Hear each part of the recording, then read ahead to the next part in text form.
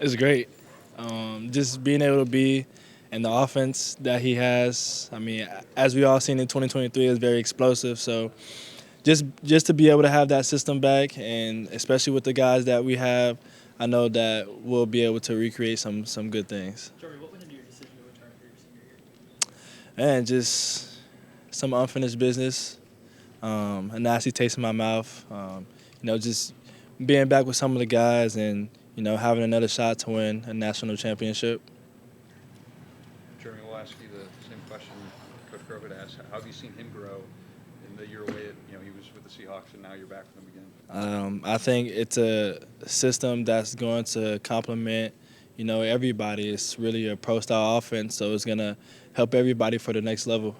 Trev called himself aggressive as a play caller. How would you describe it? I mean, we see it on tape, so I mean, I would agree with it. Do you remind him that you can still throw the ball? Of course, we definitely gonna have some plays in for when we throw the ball. What have you liked out of some of the young guys in the wide receiver room so far through these first couple of days of practice? Who has stood out to you? I mean, all of them are really just. I mean, the way that they work, they're very accountable. They ask questions. They want to learn, and they gravitate towards older guys that they see like Isaiah Horton, Ryan Williams, myself, Rico Scott. So just learning is the biggest thing right now, and just asking questions. And I think they're doing the best they can right now. What's your approach to spring practice? Attack every day, and we try to preach that to the whole team. Be present, be where your feet are. Just be grateful for the opportunity that we have. Like we're very blessed to play the game that we do, and we just thank God for everything that we do, and we just come in with the right mindset and attack the day. Germie, how different do you see Ty's? How much of a difference do you see Ty's mindset with now knowing that there's an opportunity? Yeah, I think Ty's mindset has changed a lot. I wouldn't say a lot because Ty he's been had a great mindset, and I think that he's just really growing. He's growing into more of a leader. He's stepping up, and he knows what it takes. He played behind a pretty good QB, so I think that he has what it takes to get the job done. What kind of, I guess, skill or level does Isaiah Horton bring to you guys? Isaiah Horton, he's a great receiver. He played with great receivers. He played with guys that are going to the league. He's very smart. He played with a first round QB that's going to get drafted soon. So he knows what it takes, to get to the next level. And I think he complements the room very, very well. And I think that with him, I think we're going to be able to do a lot of great things. He can stretch the field. He can run fast. He can catch the ball, make contested catches. So I'm very excited to play beside him. With an open quarterback position, do you have to kind of gel with each? Do you have to kind of work to get more reps with each guy just to make sure you're comfortable with all three of them? Is it a little bit different than when you have a returning starter in terms of building chemistry with all three of them? I wouldn't say so. I think that what we have been doing this offseason has been great. We just getting to know each quarterback personally, and then obviously on the field stuff. So I mean, we've been going on the weekends and making sure that we're all throwing and making sure we're on the same level about everything. So I think that it's going to be great, and I think it's good for all the QBs to battle it out, and then I think Coach Shep has been doing a good job rotating everybody to make sure that we get reps with every QB. You said unfinished business earlier. You were one of a lot of guys who decided to come back for another year. What was the offseason like with yourself and that older group of players kind of building to one and have a bounce back season? Yeah, so going into this year, we harped on being a player-led team more than a coach-led team. So I think that it's been a lot of more togetherness. I think that we revisit the standard, and I mean we know what it's going to take, to withhold that standard.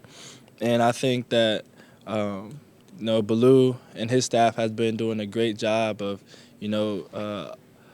doing everything they can to get us in the right shape, the right mindset, just to be able to come together and have a great outcome, going into the season. Someone who's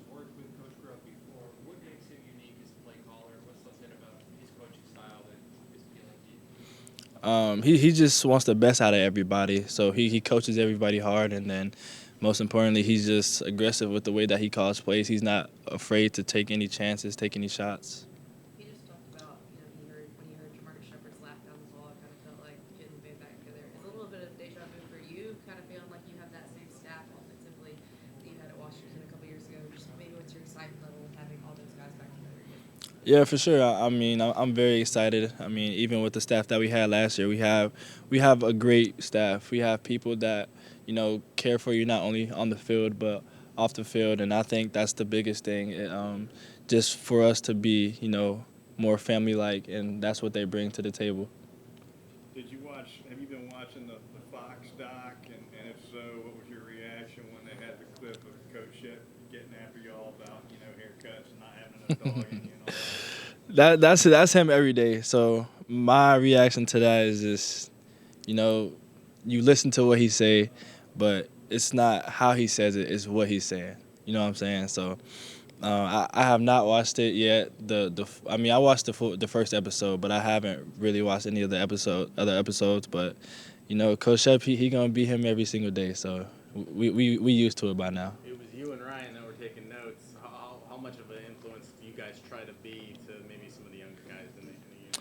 Yeah, so I mean, like, for me, this offseason, I'm working on growing as a vocal leader, because the way that I was leading before, I was more of a lead by example. And I think, growing into, that leader role, you got to be more vocal and you got to hold guys accountable. And, if you're able to do that, I think other guys will, follow along.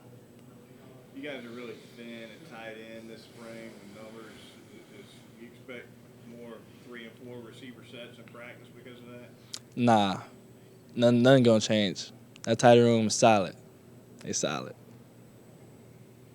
So year two for DeBoer, your second year here as well. How would you just describe the energy and the vibe the first 2 days of practices maybe compared to last year?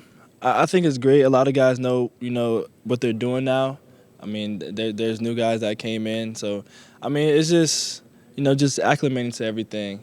Guys that are already here, we kind of got a new system in place, so they're trying to get used to that. But I think that everybody's doing very well, and, they bring in a lot of energy to practice every single day. So I'm just excited to, keep on going in this spring and, see what the outcome is when it comes to fall. What's been your impression of Keelan so far? He's young, but I think that his mindset is really well. He has a lot to learn, but I think he's going to be a great quarterback. Last question. As far as the system, the terminology, kind of switching back 3 times in 3 years, is that difficult for you? And do you feel like Coach Grubb's system is going to be easily digestible for some of these guys that haven't been? If they study hard, he didn't come in and just change the whole system around. Like, there is a system in place that Coach DeBoer has put in, and each offensive coordinator kind of puts in their own little inputs. But for the most part, it's really the same. But he brought some of his NFL terminology, and then the way that we construct things are a little different. But for the most part, it's the same.